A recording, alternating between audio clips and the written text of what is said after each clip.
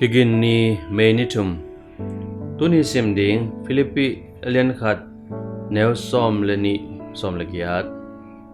Keitunga apiang tuin lungdam na tu mai anot sakzo ahi na tu na thei dingu kadehi Philippi alien khat neo som leni Pasian muzia Pasta tan Philippine pen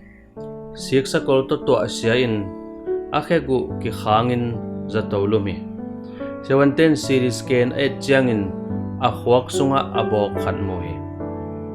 zatui to kibol to towin gu tuina ngon lai khia hi to pen Philippine in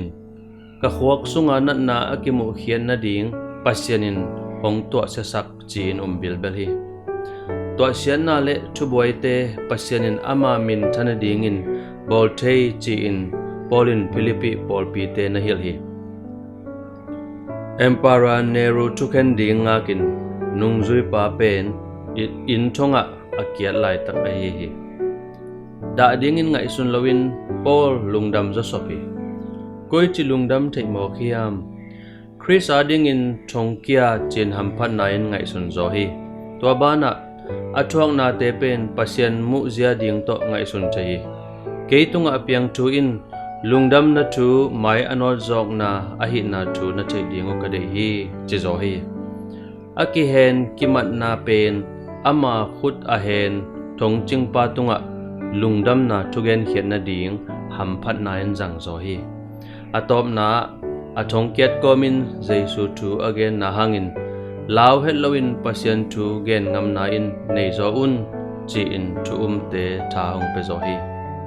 boy na hak sat na in hong tom chiangin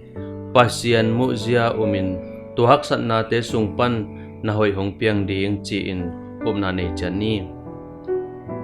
tunaya na to khak lungkham na te na bang chi don to hiam pasian muzia to a hoi hong piang ding chi in na koi chi pom ding hiam van pasiano nang de na katang tun sakhun a hi dingin kahak sathun te hongjang siam sakin Amen.